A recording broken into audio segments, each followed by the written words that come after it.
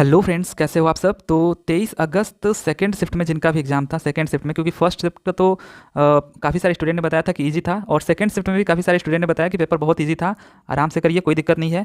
तो यहाँ पे घबराने की जरूरत नहीं है, सेकंड शिफ्ट भी इजी ही था, ठीक है, इजी टू मॉडरेट कह सकते हैं, ये भी था। और किन किन किन एरिया से क्वेश्चन पूछे गए थे वो बस जान लीजिए, और क्या क्या क्वेश्चन पूछे गए थे वो कुछ क्वेश्चन यहाँ पे हैं।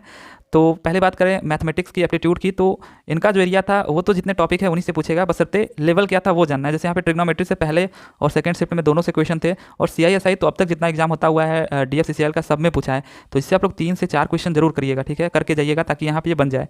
बाकी तो वही है, प्रॉफिट लॉस हो गया, मीडियन एवरेज, पाइप एंड टंकी से क्वेश्चन था, ठीक है, ये भी आप लोग देख लीजिएगा। ट्रेन से हो गया, ठीक है, ट्रेन वाला क्वेश्चन, और क्वाड्रिलेटरल, ट्राइंगल का हो गया, एज का हो गया, रेशियो, मिक्सचर। तो ये जिसने कमेंट किया था वो वही मैंने यहाँ पे पेस्ट कर दिया है। तो ये हो गया आपका एरिया, लेकिन जानना ये जरूरी है कि लेवल क्या था इसका। तो लेवल जो इसका था वो इजी था, ठीक है, बशर्ते ऐसा बताया जा रहा था कि 2-3 या मान लीजिए 3-4 क्वेश्चन ऐसे थे जो थोड़ा अच्छे क्वेश्चन थे, अच्छे लेवल के थे। बाकी जितने क्वेश्चन थे इजी लेवल के थे, आराम से बन जा रहे थे, ठीक है, उसमें बहुत ज़्यादा दिक्कत नहीं आ रही थी, मतलब बेसिक तरीके से भी कोई जाएगा तो बन जा रहा था, ऐसा था। बाकी अगर हम बात करें कुछ क्वेश्चंस की, जीके जीएस और रेलवेज़ की, तो यहाँ पे देखिए रीजनिंग की अगर बात करें तो रीजनिंग तो ईजी होता है किसी भी एग्जाम में, ठीक है, तो उसके लिए टेंशन नहीं लेना है, रीजनिंग तो आपका आराम से हो ही जाएगा, जो नहीं पढ़ के गया रहता है वो भी कर देता है। बाकी यहाँ पे जीके जीएस रेलवे की अगर हम बात करें क्या क्या क्वेश्चन आए थे, तो पहला ही क्वेश्चन हो गया आपका, who had declare DFCCL as jewel of railway. तो ये देखिए क्वेश्चन जो था ये कहाँ से खोद के निकाला गया है कि जब 17th फाउंडेशन डे मनाया जा रहा था, 17th फाउंडेशन डे DFCCL का, इंडियन इंडियन रेलवे का नहीं, इंडियन रेलवे का तो कब आएगा, 16 अप्रैल 1853 को ये पहली ट्रेन जब चली थी उसी दिन को ये मनाया जाता है। तो 16 अप्रैल को आएगा, लेकिन ये 17th फाउंडेशन डे कब, 30 अक्टूबर, जब ये आपका DFCCL एस्टेब्लिश होता है, ठीक है। तो ये आपका 30 अक्टूबर 2022 की बात है, 2022 की, जब ये मनाया जा रहा था। तो अश्विनी वैष्णव अपने भाषण के पहली ही लाइन में ये चीज़ डिक्लेयर करते हैं, DFCCL as a jewel of Indian railway. तो वहीं से ये क्वेश्चन पिक कर लिया गया है। तो ये आपका जो आंसर होना चाहिए था अश्विनी वैष्णव, अगर ऑप्शन में था तो, ठीक है। तो ये हो गया पहला क्वेश्चन। सेकंड हमारा हो गया क्वीन ऑफ ऑल लैंग्वेजेस। इससे रिलेटेड अगर हम बात करें, जैसे DFCCL का है कि अब जैसे इसका मोटो क्या है, ठीक है, अब ऐसे ही क्वेश्चन अगर पूछ रहे हैं तो जो इसका मोटो है वो क्या है, तो इसका जो मोटो है वो ये है, सिंसियरिटी, ठीक है, सिंसियरिटी, स्पेलिंग आप लोग संभाल लेना, सिंसियरिटी हो गया, स्पीड हो गया, एंड सक्सेस, ठीक है, वैसे भी स्पीड के लिए जानी जाती है ये DFCCIL। तो सिंसियरिटी, स्पीड एंड सक्सेस, ये इसका मोटो है, ठीक है, DFCCIL का। बाकी इंडियन रेलवे का जो स्लोगन है वो क्या है, life line of the nation, ये मैंने कराया था, और ये मोटो आप लोग जरूर याद रखिएगा, सिंसियरिटी, स्पीड एंड सक्सेस, क्या पता टपक जाए तो अच्छा ही होगा। बाकी अगर हम बात करें queen of all languages in the world, ऐसा कुछ पूछा गया था, तो ये आपका कन्नड़, ठीक है, कन्नड़ जो लैंग्वेज है ये ऑल लैंग्वेजेस का क्या है, क्वीन, राइट, कन्नड़ लैंग्वेज। और वैसे ही largest Lok Sabha according to area पूछा था, तो एरिया वाइज अगर हम बात करें तो लद्दाख होगा, ठीक है। वहीं पे कितनी सबसे ज़्यादा कॉन्स्टिट्यूंसी जो सीटें हैं लोकसभा की वो कहाँ पे हैं, तो वो यूपी में है, ठीक है, यूपी में 80 सीटों के साथ। तो ये आपका हो गया लद्दाख एरिया वाइज। वहीं पे सबसे छोटा एरिया वाइज कौन लोकसभा है, तो वो लक्षद्वीप है, ठीक है। और टोटल इसमें प्रेजेंट टाइम में कितने सदन के सदस्यों की संख्या है लोकसभा के, तो 543, ठीक है।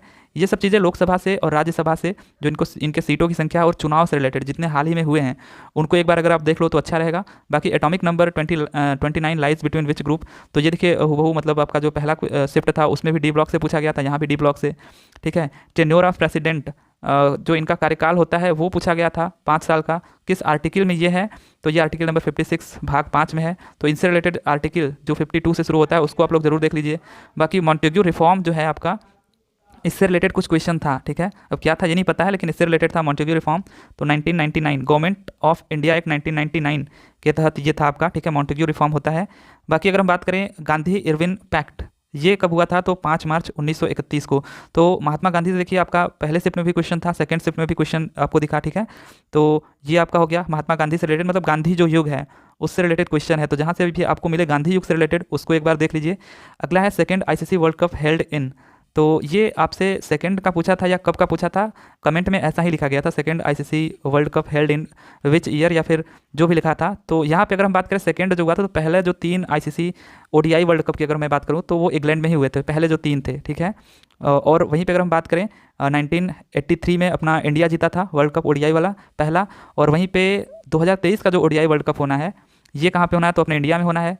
और 2024 का जो T20I वर्ल्ड कप है, T20I की यहाँ पे बात रही है, ये ODI का है 2023 का जो इंडिया में होना है, और T20I का जो अगर हम बात करें वर्ल्ड कप 2024 में, तो ये US और वेस्ट इंडीज़ में होना है, ठीक है।